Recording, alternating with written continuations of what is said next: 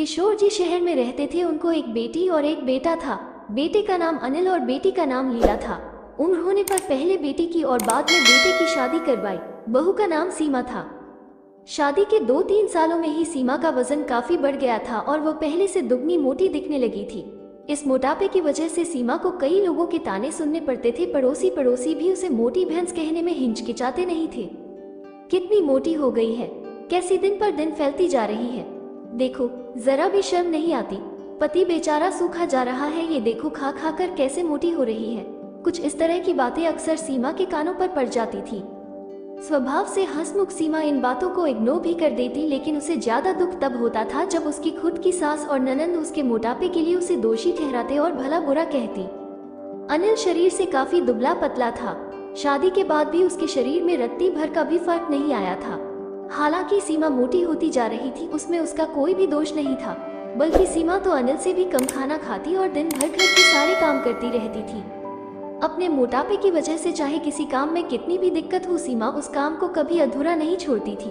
उसने घरेलू नुस्खे और कई तरह के उपाय करके अपना मोटापा कम करने की कोशिश की थी, लेकिन शायद उसके शरीर के हार्मोन्स ही थे जो उसे मोटा बनाए रखे थे।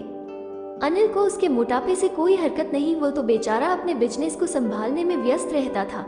उसकी माँ और बहन हमेशा इस वजह से सीमा को कुछ ना कुछ सुनाते रहते थे और सीमा काफी रोया करती थी। सीमा जब भी मौका मिलता अपने पति से इस बारे में बात करती थी और कहती थी कि अपनी माँ और बहन को समझाओ, मैं मोटी हूँ, उसमें मेरा क्या दोष है।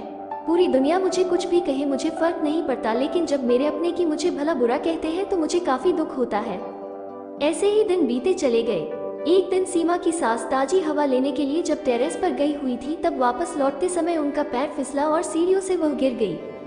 भाग्य से वो बच गई, लेकिन उनके पैर में बड़ा फ्रैक्चर आया। उनको अब एक जगह से दूसरी जगह जाने में भी काफी दिक्कत होने लगी। बिना किसी के सहारे के वो ऐसा कर ही नहीं पा रही थी। जिस मोटी बहू को वो रोजाना ताने मारती थी, आज वही बहू उनका हर काम कर रही थी और उन्हें एक जगह से दूसरी जगह ले जा रही थी।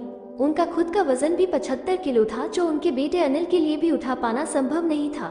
हमको विचार आया कि बहू शरीर से भरी पूरी नहीं होती तो आज उनका क्या होता है।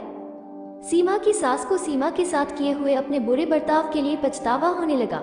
उन्होंने एक दिन मौका देखकर इस बात के लिए सीमा से हाथ जोड़कर माफी भी मांगी। सीमा ने कहा, अरे मालिक, आप माफी क्यों मांग रही हैं? आप मुझे समझने लगी, मेरे लिए इतना ही बहुत है। उस दिन के बाद सीमा के साथ में कभी भी उसे उसकी मोटापे की वजह से एक शब्द भी नहीं बोला, बल्कि तो उन लोगों से लड़ जाती थी जो सीमा को मोटी कहकर उसकी बुराई करते थे।